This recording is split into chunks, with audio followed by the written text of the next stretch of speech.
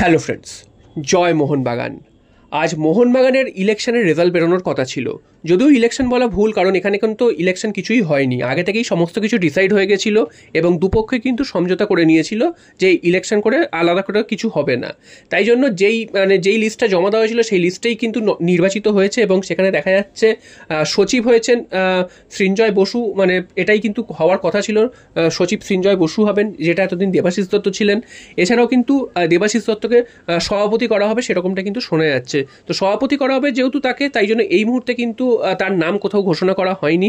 এছাড়া উল্লেখযোগ্য নাম হিসাবে সত্যজিৎ চ্যাটার্জি রয়েছেন, আর রয়েছেন শিল্টন পাল। শিল্টন পাল কিন্তু মোহনবাগানের ঘরের ছেলে, তিনি কিন্তু আবার মানে মোহনবাগানের সাথে যুক্ত হলেন, সেটা কিন্তু বলাই যায়।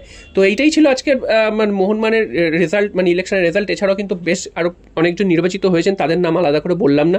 তো যাদের নাম গুরুত্বপূর্ণ সেগুলোই কিন্তু তোমাদের জানিয়ে দিলাম।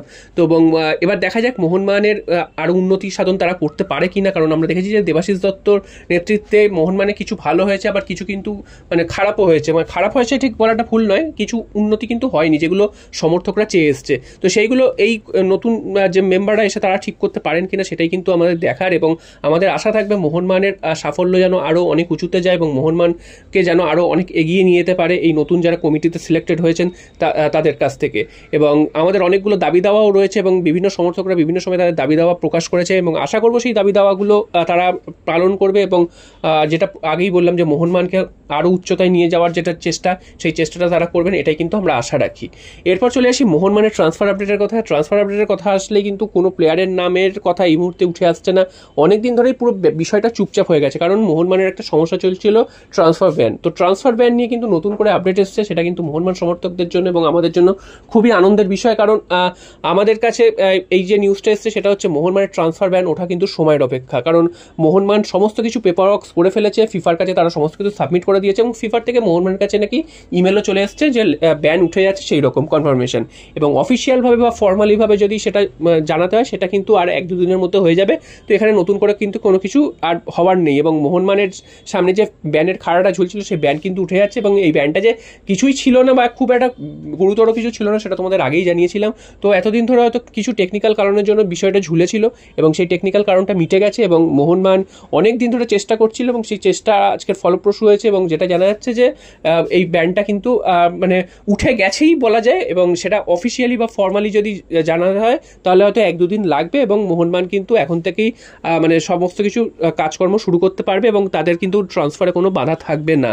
এবার মোহনবাগান কোন প্লেয়ার নেবে কি নেবে না এবার কিন্তু ডিসাইড হবে, কারণ ট্রান্সফার মার্কেটও খুলে গেছে এবং মোহনবাগানের কিন্তু এখন সময় হয়েছে যে এইবার ঝাঁপিয়ে পড়া, কারণ বেশ অনেক দিন ধরে এবার মানে এবারের ট্রান্সফার মার্কেটে যদি তোমরা খেয়াল করো অন্য বছরের তুলনায় অনেক কিন্তু চুপচাপ, সেটা শুধু মোহনবাগান বলে না, যে কোনো ক্লাবের ক্ষেত্রেই।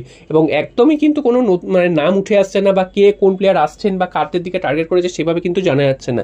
যেই প্লেয়ারদের 2-3 জনের নাম জানা গিয়েছিল তাদেরকে নিয়ে কিন্তু রোজ আলোচনা হয় এবং নতুন কোনো আপডেটও আসে না, এবং সেটাই কিন্তু ঘুরিয়ে ফিরিয়ে মানে নামগুলো উঠে আসে। তো নতুন করে কিছু বলার নেই মোহনবাগানের ট্রান্সফার আপডেট নিয়ে। এবং ট্রান্সফার ব্যানটা সব থেকে গুরুত্বপূর্ণ ছিল, যে ট্রান্সফার ব্যানটা কবে উঠবে। সমর্থকরা আমরা সবাই চিন্তিত ছিলাম ট্রান্সফার ব্যানের জন্য, মোহনবাগানের যাতে কোনো ক্ষতি না হয়, নতুন প্লেয়ার সই করানোর ক্ষেত্রে কোনো ক্ষতি না হয়। তো সেই ট্রান্সফার ব্যান অবশেষে উঠে যাচ্ছে, এটা কিন্তু আমাদের জন্য স্বস্তির ব্যাপার। এবং আমরা আশা করব আগামী দিনে সাইনিংগুলো ঠিকঠাক করবে। এবং কলকাতা লিগের জন্য মোহনবাগান কিন্তু প্র্যাকটিস শুরু করবে আগামী 16 তারিখ থেকে, যেটা শোনা যাচ্ছে ডেগি কার্ডোজোর নেতৃত্বে। তো গত মরশুমে আমরা দেখেছি যে ডেগি কার্ডোজোর নেতৃত্বে মোহনবাগান কিন্তু খুব একটা ভালো খেলতে পারেনি সিএফএল, এবং সে খুব সমালোচনা হয়েছিল মোহনবাগান সুপার 6-এ উঠতে পারেনি। সিএফএল এর গুরুত্ব আছে কি নেই সেটা পরের কথা, তবে মোহনবাগান যে টুর্নামেন্টে খেলতে না যে সেই টুর্নামেন্টে মোহনবাগান চ্যাম্পিয়ন হবে সেটাই কিন্তু আমরা আশা রাখি। তো সেদিক থেকে মোহনবাগান সুপার 6-এ যখন উঠতে পারেনি সেটা কিন্তু আমাদের কাছে একদমই ভালো লাগেনি জিনিসটা। তো আশা করব এবার কিন্তু মোহনবাগান একটা ভালো রেজাল্ট করবে। যদিও আমরা দেখেছি যে মোহনবাগান গত মরশুমে কলকাতা লিগে সুপার 6-এ উঠতে না পারলেও মোহনবাগান কিন্তু আরএফটিএল চ্যাম্পিয়ন হয়েছে এবং দুর্দান্ত ফুটবল খেলেছে।